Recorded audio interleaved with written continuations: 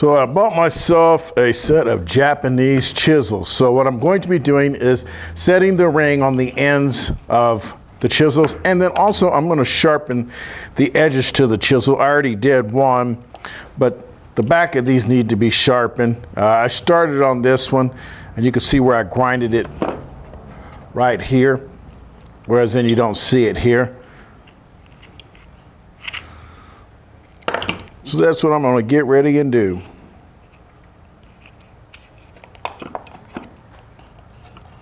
So the first thing I'm going to do is set the ring onto the end of the chisels. Now they make a tool that you're supposed to compress this on around the chisel itself, the top of the chisel, but I didn't get that because it's like $18 to $40, and I'm just going to use some sockets I got that will work. These are 3 different sizes. I've already double checked and made sure that these were going to fit.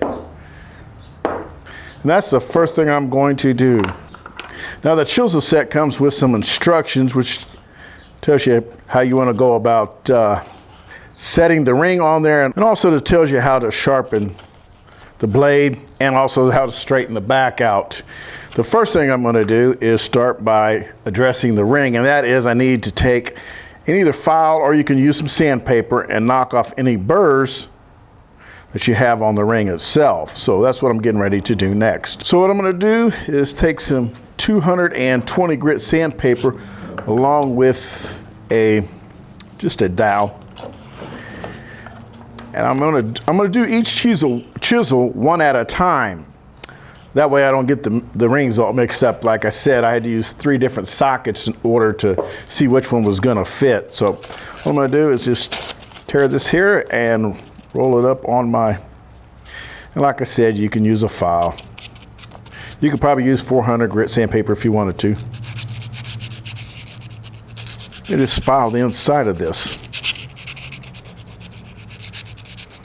Now I am creating a kind of a chamfer in here, and that feels already a lot better. And I am going to do both sides. And what I need to do is, I need to have, as you can see, this fits flush with the top of the chisel. I need that to go down about 3/30 seconds, which is just a 32nd past a 16th. A 16th is 2/30 seconds. So what I'm going to do is I'm going to take this, and I'm going to take this a little bitty hammer here, and I'm going to just try to compress the fibers around to where I can drive that up on there. Once I get that driven on there, I'm going to use one of the sockets here to drive it up on there more. So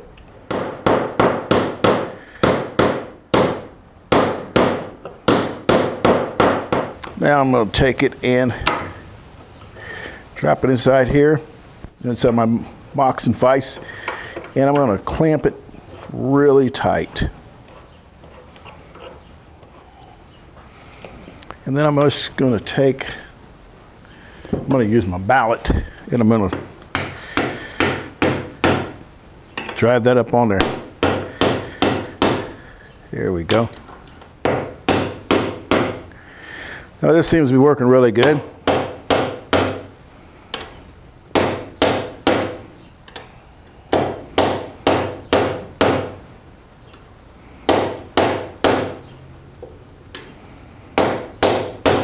Now I do want to try and make it to where it is even all the way around, because I am going to create a mushroom on top of this by hammering this down, but I got to wet it down still. So what I'm going to do next is just try.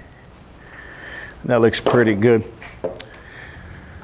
Now I want to grab some water, and you know, they got a finish on here. I'm going to sand that off of there because I need the water to soak into the grain.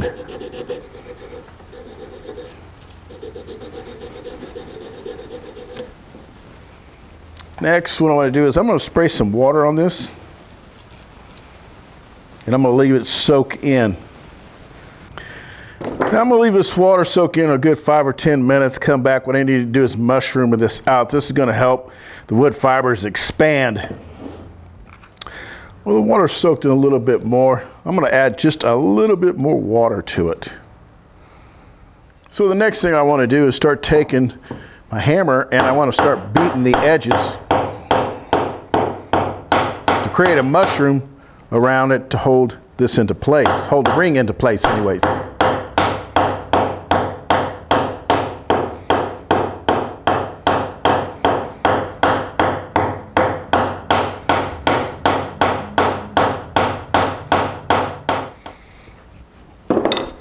Well, that's good and on there.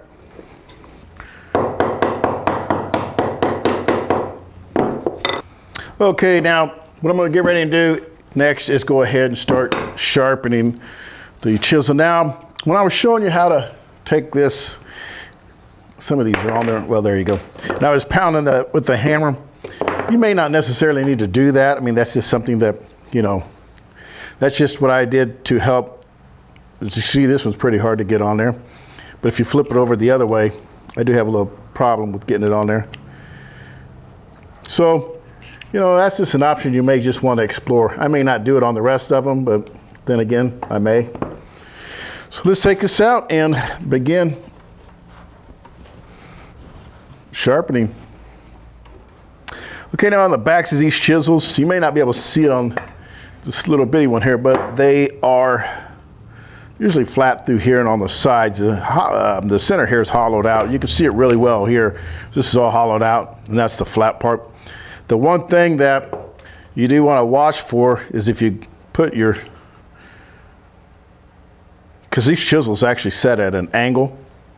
So sometimes this part right here can actually protrude down more to where if you were to sharpen the back of it, that you would end up having to, you know, you would have more of an angle on the back, and really you would have to do a lot of grinding. So with this right here, these ones right here are already pretty well ground to where that piece is gone. It would be this piece right here that actually cause you the problems. But in these ones right here, in this case, it's pretty well gone. So this is pretty well already flat. But I'm just gonna go back and flatten them and make sure they're sharp. So I wanna get out I got my stones here. I got 1,000 grit trin stone right here. This thing works great. And then I got a Sharpening 16,000 I'm going to use. And then I'm also going to use my strop, which I got some compound, and I'm going to use some oil. Okay, so the first thing I want to do is add some water to the stone. Now you could probably use a 300 grit if you wanted to go really faster, but I don't really, it's not necessary with these chisels. Now, I do need to make sure that I do keep everything flat on here. And all I'm going to do is, I'm going to do it kind of at an angle. You'll see more when I do another one that's a little bit bigger. This one's really small, so you may not get to see as much as the detail as you would as one of the bigger chisels I got. And let's check and see. Yeah, see, we're getting there. You can see some shiny spots to where this still has some of the grinding marks from it, and you can see where it's starting to get a little shiny. Now I'm trying to press down on the left side a little bit more than I am the right side. Okay, I started off with 1,000 grit. It was taking too long, and it really wasn't being aggressive enough. I didn't think this thing was going to be that not flat like that. But so now, as you can see, I got like a little bit of edge left here. So once I'm done filing it down with the 300, I'm going to switch it up back over to the 1,000 grit. Same thing, I'm just applying on the left side. My right hand's just kind of guiding the piece, and I'm not pressing down with it, except for maybe my index finger. Yeah, we're getting there slowly but surely, but you can see how the edges here are getting flat. Okay, I pretty much got that flat, just got a little bit right there, but then I think 1,000 grit will take care of that right there. Now this, you can see that the whole hollow is all gone in this, but at least the back is flat now. It took that much grinding, so it took me a good 20-30 minutes just to even get this to be flat.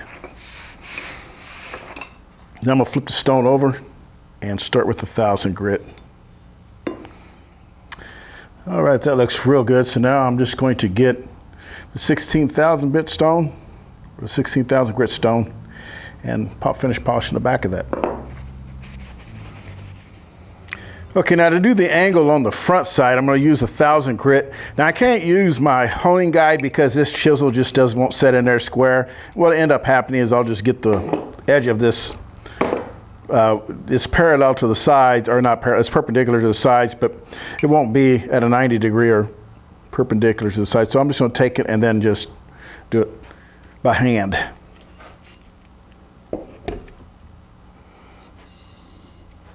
I'm going to take it, push it down on the pivot point there, and then pull it forward till it all touches. Then just drag it back towards me. I'm trying to use my left finger there to keep the pressure down on it. The right hand, I just basically want to keep control of it. Not trying to apply too much pressure with it, just really just holding on to the chisel. Okay. That looks really good. Now I'm going to get my strobe out.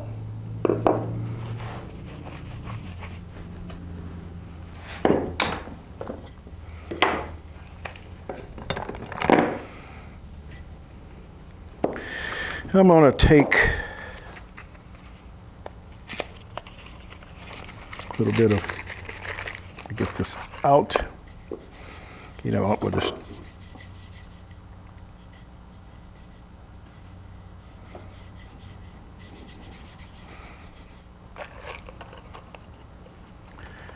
then I'm going to apply some oil to this.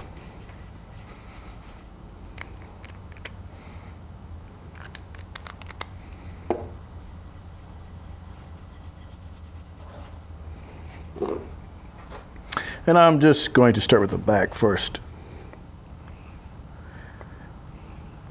And I'm probably, you know, maybe 20 times.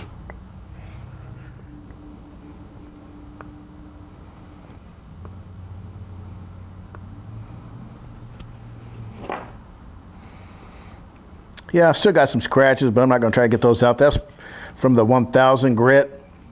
And if I would have had a stone to where I probably could have, you know, went to 3,000, 6,000, you know, I could get rid of those easy. The reason the back's turned out so well is that you don't see a whole lot of scratches is because, well, I spent close to 30 minutes on just grinding that. So this feels really sharp. So I'm gonna grab a scrap piece of wood and try chiseling the corners off of it. Okay. Oh yeah. Cuts really nice. Now this is a piece of cherry. Oh yeah.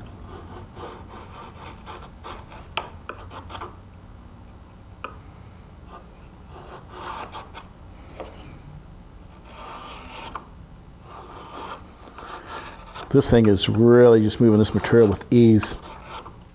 Let me flip it over. See what happens on the other side. Now the one thing I did find out that really helped out a lot, I'm going to do it on the rest of the chisels and probably do it from now on, is when I took a block of wood, I wrapped some sandpaper around it, which is 220 grit, and as I was doing the chisels, and I'm going to get ready and show you, as I was grinding them, I started putting this on top of it.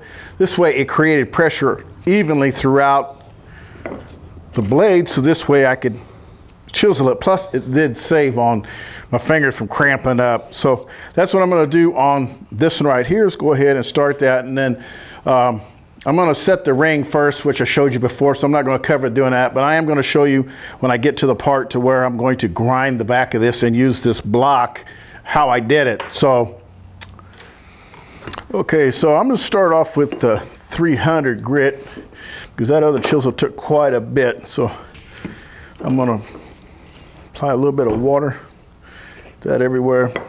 I'm going to take the chisel, and what I did was I put it like this, and I put this block on here, and then I just was going like this. And that did, it sped the process up, and also I think gave me a much flatter surface.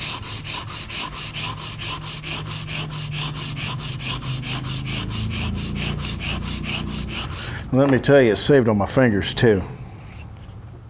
Yeah, see, I'm taking that down pretty quickly. And I can apply an even amount of pressure better than just using fingers.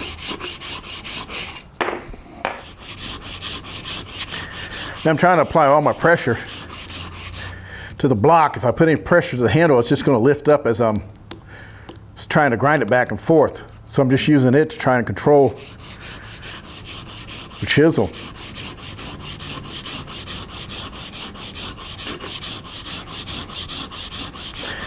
Now the reason that I put, yeah, we're getting somewhere.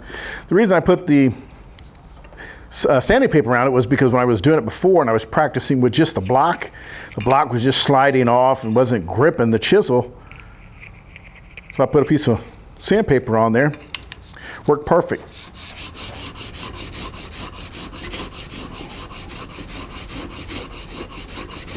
Now I am putting a little bit of pressure behind on my left hand and my right hand as far as in where the blade is at, but on the where the handle's at is where I'm keep from putting any pressure on it. And then we're taking it right down. That's how I sped the process of grinding the back to get it all nice and flat. Now I am going to go ahead and set the go ahead and do the rest of these chisels by putting the ring on there. But real quickly, I want to show you the sides of these. I don't know if I want to spend the time grinding these, but they kind of are a bit ugly.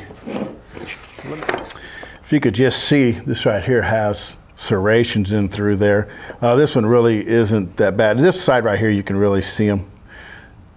The serrations in the sides of these. There was that one I just did. This one right here, you really can see them. Now, I don't know if I really want to spend time to grind it out. I did try grinding it on a little bit, but it was going to take a little bit, so I gave up. I may grind them later on because I got to do all these chisels, and to want to grind the back and the sides, it's going to take quite a bit of time. So I think I'm just going to save that project for another rainy day. So until next time, I'm Edward Short, the Hoosier Craftsman. Happy and safe woodworking.